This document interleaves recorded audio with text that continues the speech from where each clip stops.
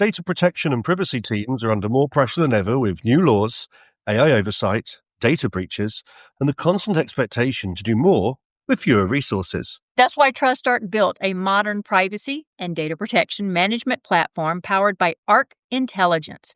It unifies your tools, automates the work that slows you down, and surfaces what matters most right when you need it. From guided quick actions to our intelligent assistant, Ask Arc, you get credible, contextual answers backed by expert research, not generic AI guesses. Finally, privacy that works the way privacy pros work. Learn how TrustArc helps teams move faster with confidence at trustarc.com/serious-privacy.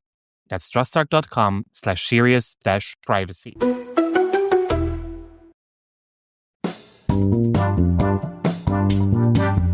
You're listening to Serious Privacy by TrustArc. Please welcome our hosts, Paul Breitbarth and Kay Royal.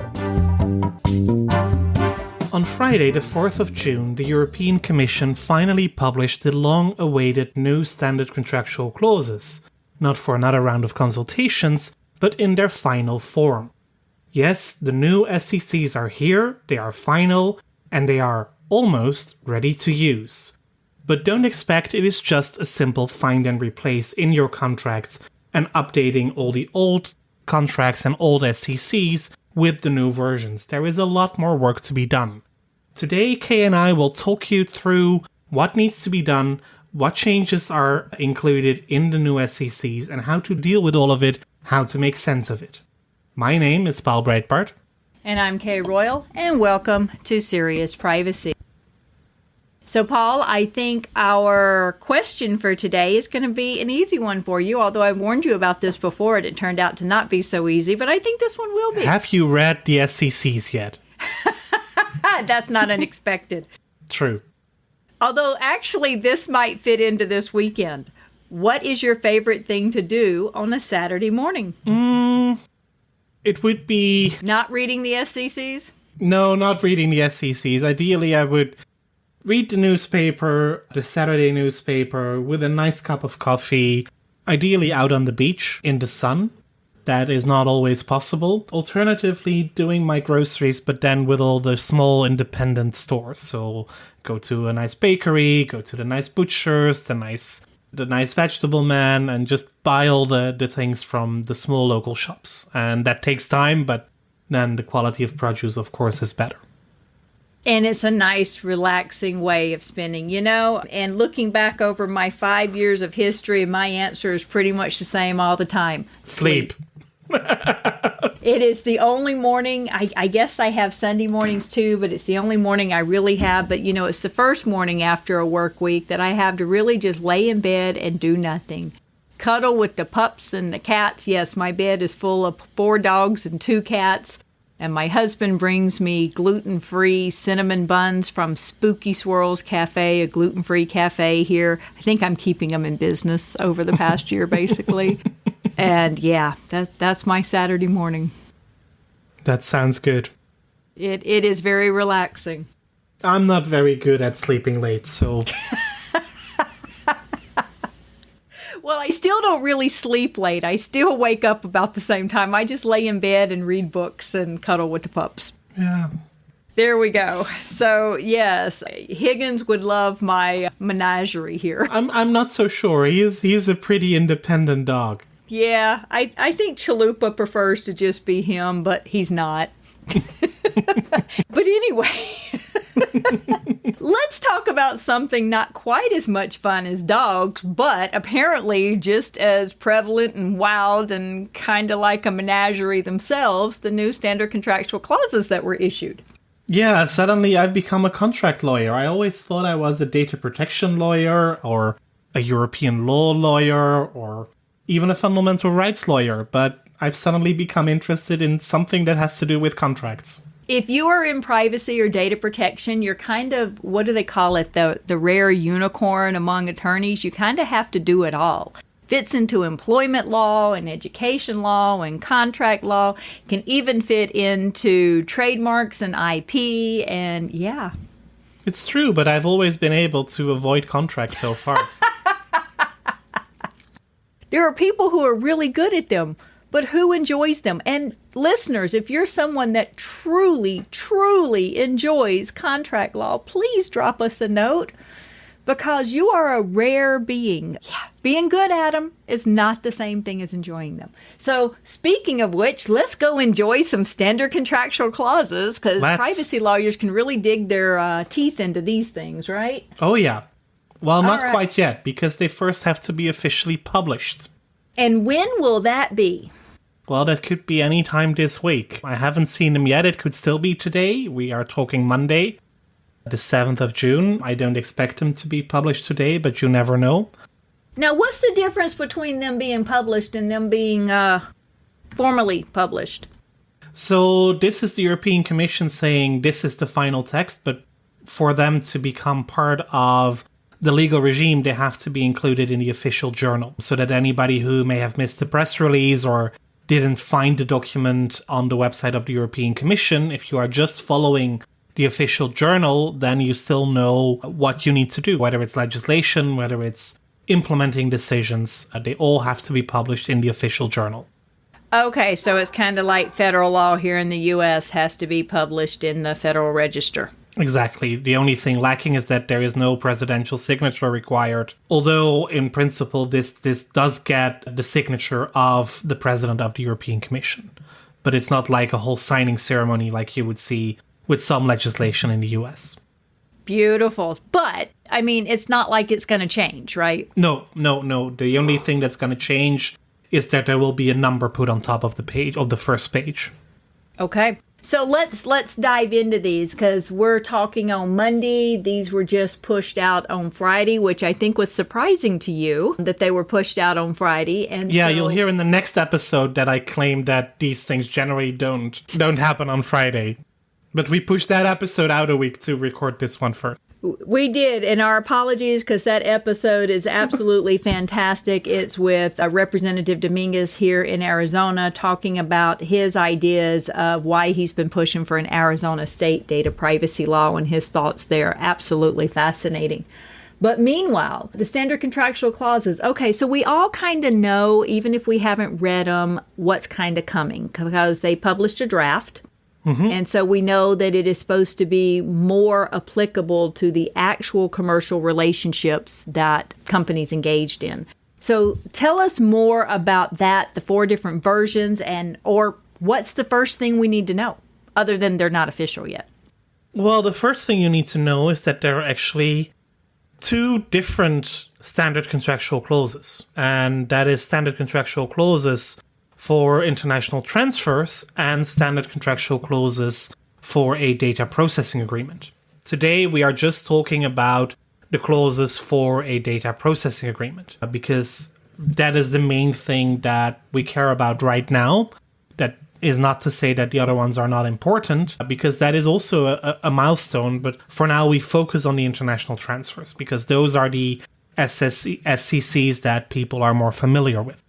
Okay. So that's the first one. And then the SCCs for international transfers, we used to have those controller to processor and controller to controller. Right. So if you want to transfer personal data to a business partner who is processing the data for their own purposes, you would use controller to controller, standard contractual clauses. If you transfer them to a service provider, for example, your web hosting company or your cloud service provider, then you would use the standard contractual clauses for controller to processor. Which is one of the interesting things, because we did not have standard contractual clauses that applied for processor to processor. No, in the past they did not exist. There was always the ask, can you please create those? But they were never there. So in practice, that meant that you would actually use the controller to processor standard contractual clauses also for the processor to processor relationship, which is probably far from ideal. It was, but I mean, the standard contractual clauses themselves were actually not compliant with the GDPR. No, because they were still part of the old legal regime, the oldest ones even dating back to 2001, so that's 20 years ago. So Shush. the European Commission has updated the standard contractual clauses to bring them into line with the GDPR, to also bring them in line with the Schrems II decision. We'll talk more about that later on. And to make them probably, you could say, a bit more flexible. Because, they are more flexible because there are now 4 modules. It is one set of standard contractual clauses, and you can more or less pick and choose from the whole set. And there are controller to controller and controller to processor clauses. Now, doesn't like that we were make used it? to. Doesn't that make it easier for people to mess up? Because it's my Yes. understanding, and I've read them as well, but it's my understanding it's not like there are 4 sets of standard contractual clauses. There's one set, and it bits and pieces through it. You can pick and choose the part that you want to insert.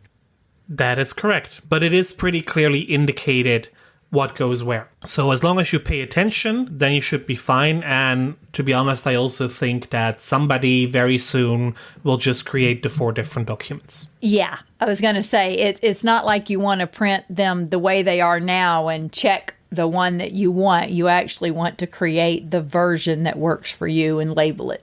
Yeah, and for companies, it's probably also useful to create their own standard for the standard contractual clauses in the various options that you have. So you have the controller to controller, the controller to processor, but now also processor to processor and processor to controller. So there are 4 modules. They still only apply if you are doing business with a company in the European Economic Area, which is the 27 member states of the European Union, plus Norway, Iceland, and Liechtenstein, making 30 countries.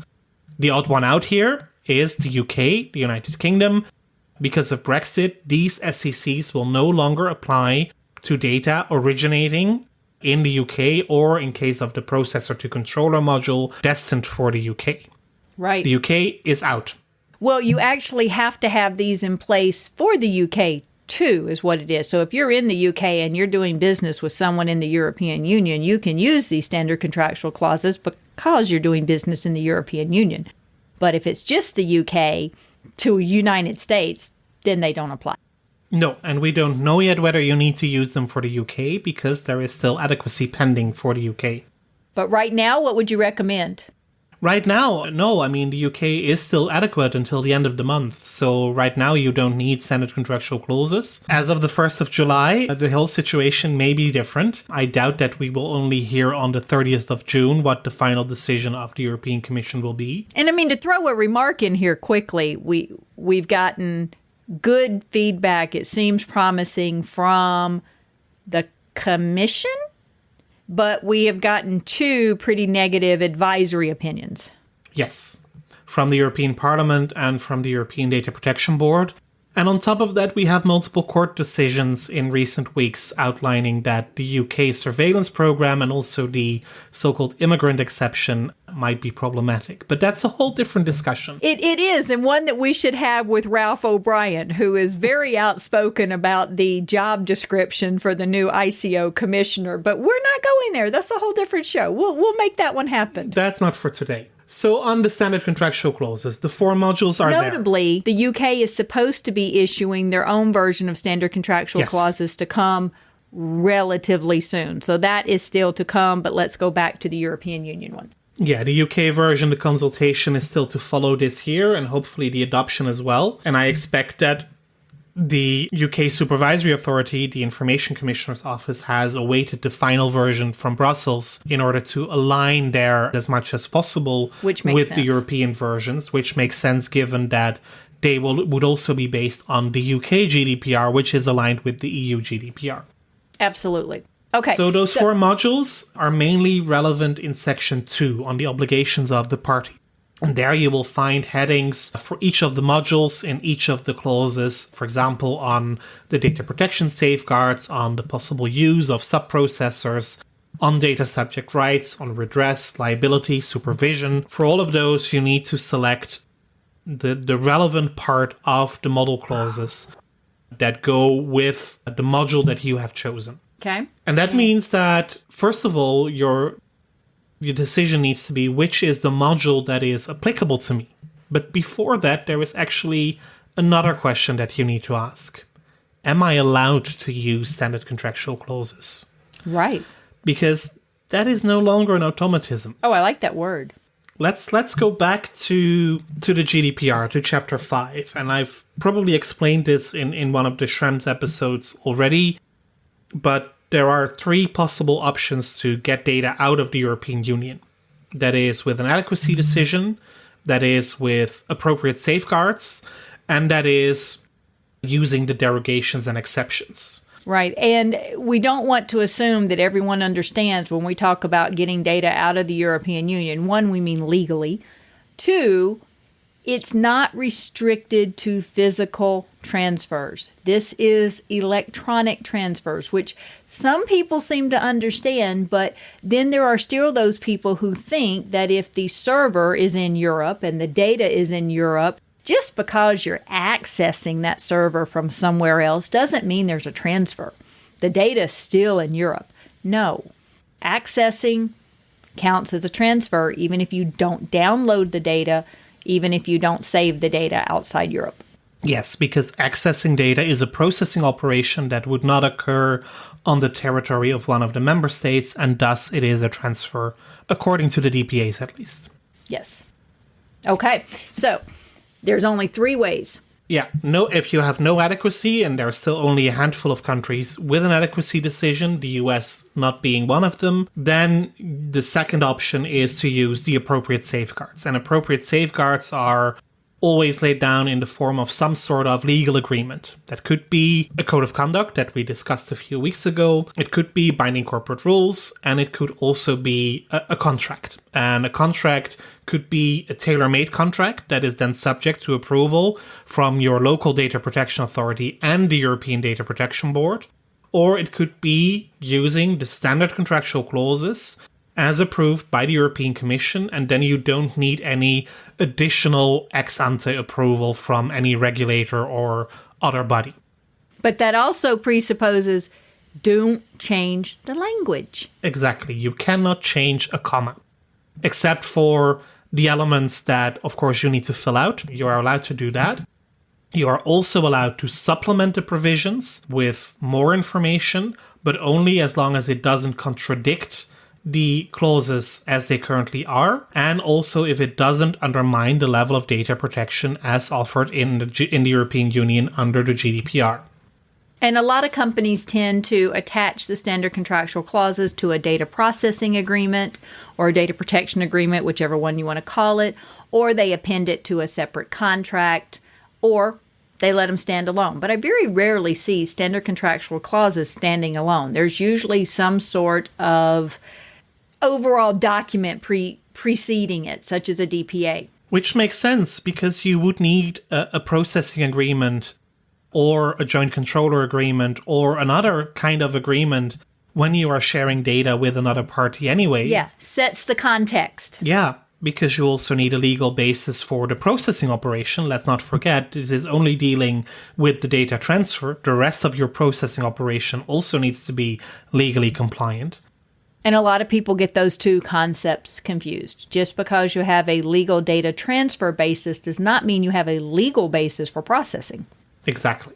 So once you have made the decision that you need to transfer personal data, you need to see what scenario applies to you. Can you rely on adequacy? Indeed, is the third country adequate? Then you don't need any formalities.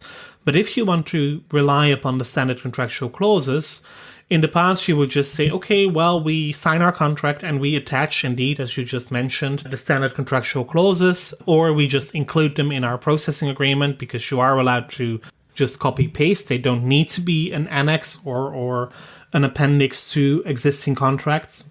We sign them, or if we fill them out, we sign them and the job is done. That is no longer the case because you first need to assess, as I mentioned, am I allowed to use the standard contractual clauses? And that is recital 7 of the Commission decision. The standard contractual clauses may be used for such transfers only to the extent that the processing by the data importer, so by the recipient, does not fall within the scope of the GDPR, which includes Article 3, Section 2 of the GDPR, because it relates to the offering of goods or services to data subjects in the Union, or the monitoring of their behavior as far as it takes place within the Union. In other words, what the European Commission says here is that as soon as the GDPR applies to the recipient of your data, even though that recipient is not established in the European Union, but they are offering goods or services. Say you are a company using a cloud service provider in the United States or in Russia or in China that offers their cloud services to people in the European Union. And let's not forget, businesses include people too, because in the end, you are not just dealing with the company as such, but also with their employees. That means that you would fall within the scope of Article 3.2 GDPR, and that means that the GDPR would already apply to the whole processing operation, which means that there is no reason to include additional contractual safeguards to ensure that the foundations of the GDPR are protected by the recipient of the data importer, because they are already obliged to do so under the GDPR. So you don't need to lie that down in a contract any further, because it is assumed under the law. You need to comply with the law. So what added value would those contractual safeguards have? So if you are directly subject to the GDPR, or if your data importer, the data recipient, is directly subject to the GDPR, you cannot sign SCCs with them. And that will be a big change for many contracts that currently exist, because a lot of contracts have not yet been updated to reflect that reality of the extraterritorial scope of the GDPR. To summarize, if the exporter is in the EU and the importer is in a third country, a country outside the EU that has not been deemed adequate, a lot of people don't understand what a third country is, then if the importer is directly subject to the GDPR for whatever that processing is, you don't need SCCs because they're already subject to the GDPR. And that means that you will not undermine the level of protection offered by the GDPR, because the full GDPR applies. Which is interesting because, and I'm not saying that I accept this view, but we have had a couple of people on the show, and I've looked this up. There are more than a couple of people who believe this, is that the GDPR does not apply to B2B transfers because businesses, in order to be subject to the GDPR, have to be offering goods or services to data subjects in the EU. And they say a company is not a data subject. And so, of course, most companies ignore that. And as long as it's offered in the EU, then it's subject to the GDPR. But frankly, the Data Protection Board, the Commission, nobody has issued an opinion on whether or not the GDPR actually applies to B2B or not. No, but I think for now we should assume that it does, because employees are data subjects. But this is the one opinion that everybody has been asking for, well, at least many privacy professionals dealing with the GDPR and transfer issues have been asking for, that handful of everybody. Which is interesting. Between the relation on the relation between Article 3.2 of the GDPR, so on the scope offering goods and services, and the Chapter 5 on international transfer. Right. It's an opinion that's still on the work program of the board, but that we haven't seen yet. And I agree with you. Everyone out there should function as if B2B is included. But it is an interesting interpretation of law, because if they had intended for it to apply to all goods and services offered in Europe, why not just stop there? Why say goods and services to data subjects in the EU? Why not just say offering goods and services in the EU? So it is a valid legal argument, but default to, if you offer it in the EU, it's subject to GDPR. Let's go with better that safe right than now. Sorry, and especially exactly. with the big focus on international transfers that regulators currently have. Yes. I don't think that would be a fight I would want to take up.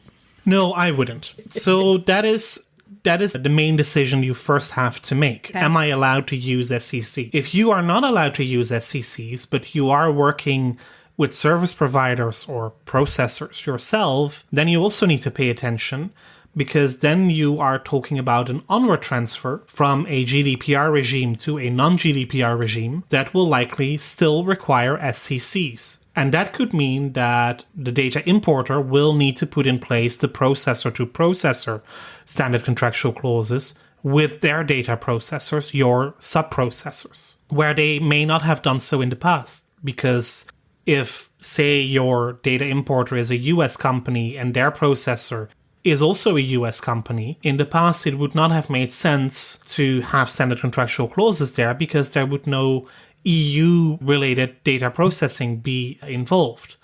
That changes now. You just had to make sure there were sufficient safeguards in the contracts that you had in place that the same amount of protections were covered. Exactly. And you can still do that. You can still use separate contracts with your processors, but there is also a new thing called the docking clause, which would allow processors or sub-processors to join the overall contract. So you can get a larger chain involved in the whole contractual side of the processing operation. Which, how would that work? I mean, legitimately, if company Europe has a contract in place with company US, I'll just keep it simple here, and company US has 15 sub-processors in the US, and they have multiple controllers in Europe. They have 30 controllers in Europe. You've got 30 contracts in place between you and the controllers in Europe, and you've got 15 contracts in place between you and your sub-processors. But now there's the docking clause. Would your 15 sub-processors, follow my math here, would your 15 sub-processors have to sign on to all 30 contracts as the docking clause? How would you do this? Or would you just have one master contract with the docking clause that you would then provide to all of your 30?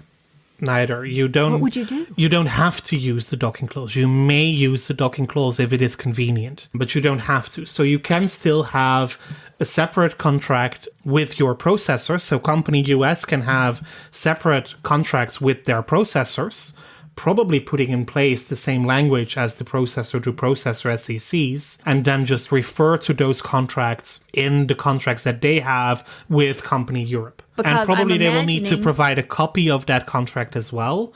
So you can have separate contracts. But say that company Europe hires company US for a specific processing operation, and that for that very specific processing operation, company US needs a very specific processor for that one single customer, maybe because the customer wants their data to be stored in Brazil for this specific situation, and the company does not have a hosting partner in Brazil, so they have a tailored contract with company Brazil for the storage. Then company Brazil can use the docking clause to join the contract between company US and company EU. I love it. And keep in mind, so this is the thing that Paul has made very clear, these have to be individualized. You can't just have generic language. Now, true, if you only do one type of processing, maybe that's fine. But they have to be individualized, and so you need to keep that in mind. And another part that I've seen in a lot of the current standard contractual clauses is people tend to ignore the jurisdiction. They don't put down the country that has jurisdiction over the standard contractual clauses. And I've seen a lot of global countries who want all of their subsidiaries around the world to be covered by the standard contractual clause with Europe. Therefore, they don't want to specify the jurisdiction because it might be in Brazil or South Africa. And it doesn't work that way. No, it doesn't. And Clause 13 actually spells it out in a lot of detail. And also here, you need to pick and choose what applies to you. So if the data exporter is established in an EU member state, then the supervisory authority in that member state has jurisdiction. And if you have multiple establishments, then it would be the lead data protection authority under the GDPR. So say in case of Twitter, it would be the Irish DPC who would be the supervisory authority also for the standard contractual clauses. And it very clearly says, or it can be the jurisdiction where the data subject is located. No, not for the supervisory authority. Oh, not for the supervisory, but for the jurisdiction. No, it gives you the just option of putting in where the jurisdiction is, and then it also makes clear that jurisdiction may also be where the data subject is located. Yes, that is correct. But so if the data exporter is not established in an EU member state, say company US would be the data exporter because they are covered by the GDPR for the processing operation and they need to sign a processor-to-processor contract with their processor also in the US. So where would they specify? then company US would become a data exporter. So if they fall within the scope of Article 3.2 for offering goods and services, which they do, because otherwise they would not become the data exporter that easily. If they have appointed a representative, then the location of that representative is determining. Representative, if you hadn't done that, please. Yeah. There you can do forum shopping because you can decide where you want your representative to be. If you have not appointed a representative, you are non-compliant with the GDPR in most of the situations. First of all, there are a few exceptions, but in general you would be... We were just talking about a company in one of our episodes that has not appointed a representative. I wonder if anyone's found them yet. I haven't looked up. There would be a challenge there. But then the supervisory authority of one of the member states in which the data subject, whose data is transferred under the clauses, then they would be competent. So that is where what you were referring to, but that is your final fallback option for supervision and jurisdiction. So in principle, the location of the EU member state of the lead supervisory authority, otherwise the location of the representative, and if neither applies, then the location of the data subject. Nice. Okay. What else do we need to know?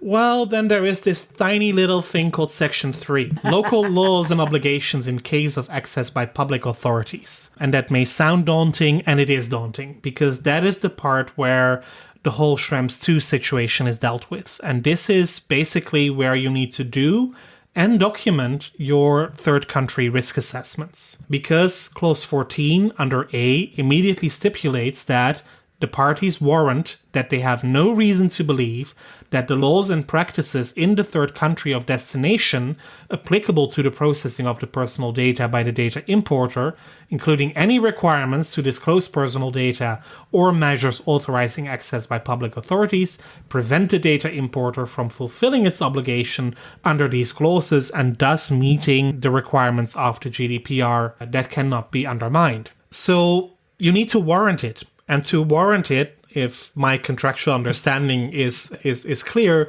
you need to be pretty darn sure that you can meet that obligation. That's the legal Otherwise, standard. You will not want to warrant it. Be pretty darn sure, people, or as I would say, pretty darn sure. I like that's your legal. That is my non-legal translation. Standard. Yeah, I mean, you need to be really sure, and to be really sure, you need to have done your assessments. Exactly. You need to have done your investigation, looked at the laws of the country. In the U.S., you know the ones that are under fire here.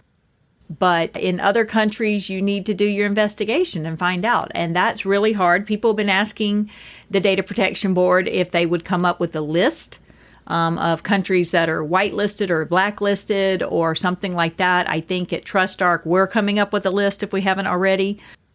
Yeah, we are in the progress of disclosing to our customers all the surveillance laws from around the world so that at least they can start doing their own assessments with a basic analysis included. And we hope to automate that more in the future. But that is the sales pitch that we're not going to do in the podcast. So. We're saying that it's not easy, but you have to do it. Yes, and the clauses also spell out what you need to take into account.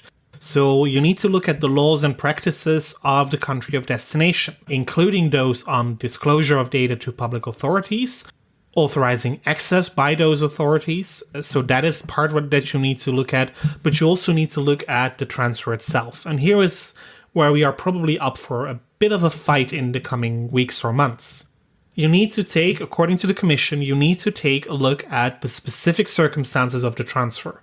The length of the processing chain, the number of actors involved, the transmission channels used, any intended onward transfers, the type of recipients, the purpose of the processing, but also the categories and format of the transferred personal data.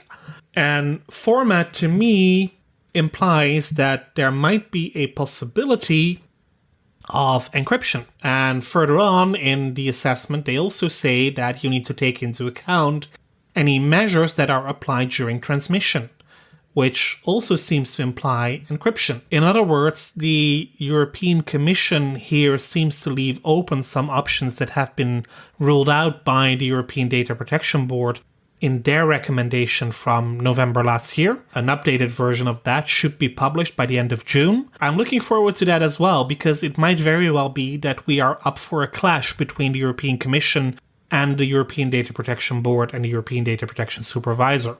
Which you have predicted is coming, given the fact that the GDPR seems to be very much focused on taking a risk-based approach, and the last guidance we saw come out was not.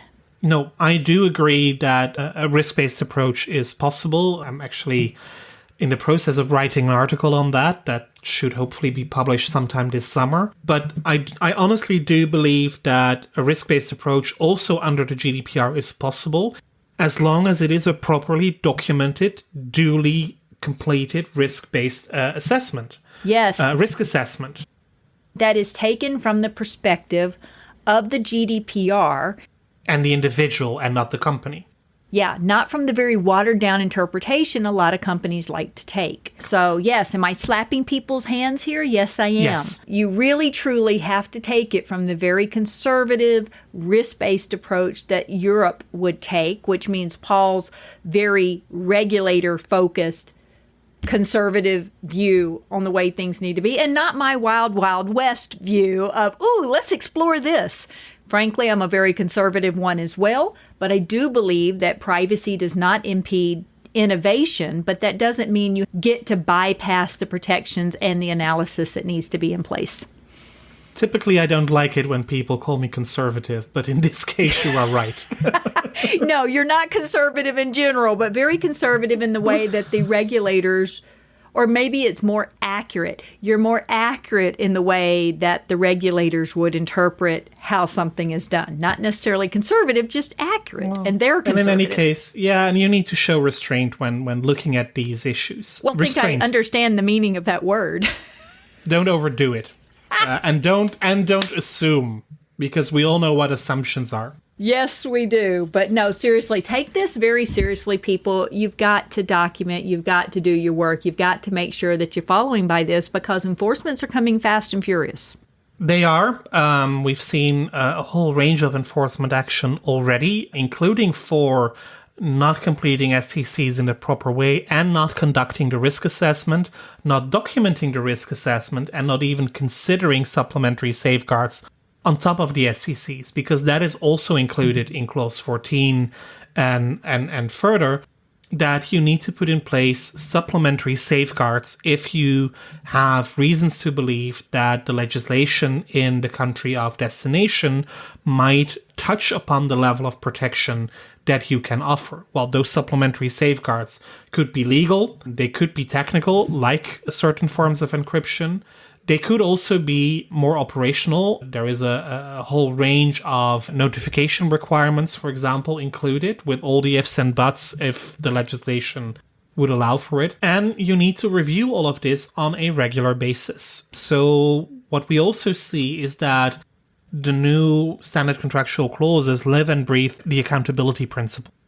Accountability is included in almost every clause, and that is also why in the introduction I said you cannot just do a find and replace. You need to do a whole lot more work before you are able to sign SCCs. The good thing is, of course, that in many more situations you will not need SCCs, right? Because GDPR applies directly, and then you just need to apply with everything that the GDPR says, so that's easy. Yeah, make sure you pay attention to that. I think that's a piece that a lot of people are overlooking. So make sure you pay attention to that. We have to go do our own assessment for TrustArc under the different things there. But the other thing I wanted to make sure to point out to people is when it comes to these additional safeguards, if you need to put them in place, quite often the importer is the one that can share what additional safeguards they've put in place. But when you're looking at the risk, the exporter or the controller must actually be able to provide the information on what the risk is. We can provide information on what we put in place, but we don't know where their data is coming from or the types of data that they process or the amount of data that they are intending to process in something. And so we can only give you a piece of the puzzle. And so make sure as the exporter or the controller or whichever part you're playing in here that you're able to add your piece of the risk to the puzzle, and you're not just relying on your processor's safeguards, that those safeguards are only adequate given the amount, the types, the scope, the breadth of the data that they're processing for you. Yes, absolutely. This is really become a two-way approach. So both the data exporter and the data importer have their due diligence assessments, have their data transfer risk assessments to do, and everything needs to be properly documented and reviewed on a regular basis. It really is a partnership. It's not an adversarial conversation. It's a partnership. And in that, it differs from contracts, of course, because that in contracts, typically everybody wants to get the have the upper hand. And here there is no winning. You need to do it together to make it work. Maybe as a final point, there is a whole appendix included to the standard contractual clauses. And that is also something that I've seen not always filled out in reality. Also, the appendix needs to be fully filled out for the clauses to be valid. And it does need to be specific to that transfer. It needs to be unique to that transfer. It needs to include a list of all the parties involved, the data exporters and the data importers. It needs to specifically describe the transfer, so the categories of data subjects, the categories of personal data, the nature of the processing, the frequency of the transfer, a lot of the information that you will also get from your records of processing activities. It needs to list the competent supervisory authority. It needs to include an overview of all the technical and organizational security measures. A bunch of examples. Yes, and it needs to include a full list of subprocessors, because still required is that you give approval or not for the use of subprocessors. And that can be a generic approval. It can be an approval for the list that currently exists. It could be a model where you say, well, we inform you of any new subprocessors or replacement of subprocessors. And if we don't hear from you, then we assume it's okay. Or it could be, we need your explicit approval. I won't go to using consent, but we need your explicit approval. Which has been a very complex process for a lot of companies to handle. It's not easy for anyone. And I will also say that for the controller side, it's also tempting to just have a generic set of things that are filled out as to who the data subjects are and the data elements are. And I'm a big believer in making things as convenient on you as possible. But if you have, for example, data subjects being your end users and you're sharing to a processor and they're not touching the data on your end users, or they're not touching the sensitive data you might have, they don't need that in the contract because they're not handling it. Exactly. So yeah, that is what you need to do. That is what you need to know for now about the standard contractual clauses. It's a big task that's ahead of us. Oh, maybe it is. One more thing about the transition period. When does it have to be done? Yeah. 20 days after the publication of the official journal, the new SCCs are officially usable. So that will be by the end of June. Okay. Then you have 3 months from that date, so until the end of September, to finalize any pending negotiations using the old SCCs. 3 months after the entry into force, you can still use the old SCCs. Then they will be repealed and lose their validity for any new contracts. Except for data transfers that will be complete within the following 18 months, I believe. So there's something about that in there. Yeah, I'll get to that. He's saying, "Okay, be patient." Yes. The 3 months to finalize your negotiations on any contracts that are still pending. After that, the old SCCs lose their validity for any new contracts. They can still be used for your existing contracts for another 15 months. So 18 months after the entry into force of the new standard contractual clauses, so that is 18 months after the end of June 2021, you will need to have updated all your processing agreements to the new SCCs to the extent that you need SCCs, otherwise you need to remove them from your contracts. So by Christmas of 2022, it's fair to say that that is your deadline for all the updates of your contracts, whether it is taking out the SCCs because they are no longer required because the processing operation is covered by the GDPR, replacing the old SCCs with the new SCCs because they are required, or negotiating new SCCs with your processors because suddenly SCCs become mandatory for an onward transfer. All of that needs to be done by the end of 2022. So contract lawyers, sharpen your pencils, ink your stylos, and make sure that you get to work. I love it. I love it. And I really appreciate you taking the time to review these over the weekend. I know you love to read and reread things about 20 times for full understanding. And you're probably only on 3 rereads. There's a lot of nuances here, but frankly, it's pretty straightforward. You really need to go assess what your transfers are, see if you apply to the GDPR directly, so SCCs are not needed, see if you qualify as a processor and need to put them in place with your sub-processors, get your timing down, finish your negotiations, pick the right modules that apply to you, which they're very well labeled in here, and then just fill in all the blanks and make sure you got your process down. Wham, bam, thank you, ma'am, and everything's done by Christmas of next year. Ho, ho, ho. Yeah, basically that's it. It sounds very easy if you summarize, but I can imagine that there are still questions that our listeners may have. There's going to be lots of questions. Let's do something we haven't done before in the podcast. If there are questions that our listeners have on this specific topic, just send them in to seriousprivacy@trustarc.com or via our social media, K, Heart of Privacy, me, Europol B, or the podcast at Podcast Privacy. Send in your questions, and then we'll use a future episode to discuss all those questions. Maybe get a guest to help us discuss the questions that come in, but submit them if you are in doubt, if you have use cases that you wish to discuss.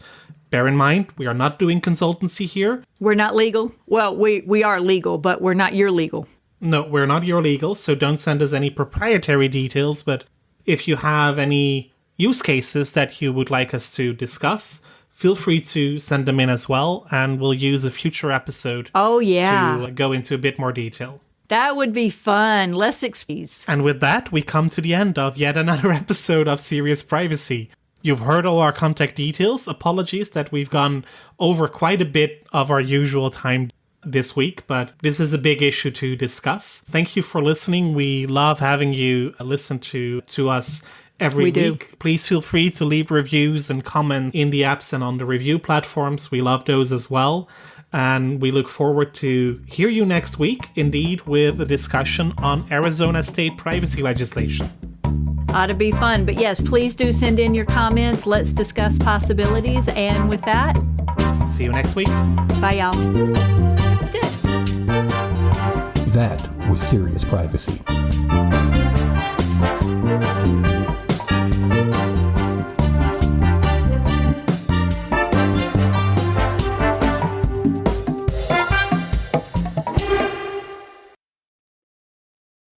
If you're a data protection or privacy professional, you already know the pressure. Non-stop regulatory change, AI oversight, internal demands, and the expectation to somehow stay ahead of it all. And the old patchwork of tools just isn't cutting it anymore. No. That's why TrustArc created a modern privacy management platform powered by Arc Intelligence. The TrustArc platform brings your workflows, evidence, research, tasks, and applications all together in one unified and intelligent workspace so you don't waste time digging, clicking, or context switching. With Ask Arc, your privacy assistant, you can ask plain language questions about laws, jurisdictions, or even your own program data, and get credible, cited answers based on NIMD research and more than 1,000 global laws. It's explainable, transparent, and purpose-built for data protection and privacy. So if you need to add a vendor, create a cookie banner, or start an assessment, quick actions take formally complex tasks, turn them into bite-sized guided workflows to save you time. It's a platform that thinks like you, works like you, and helps you move faster with confidence, whether you're a seasoned DPO or you're just getting started. See how modern privacy gets done. Explore Arc at trustarc.com/serious-privacy. That's trustarc.com/serious-privacy.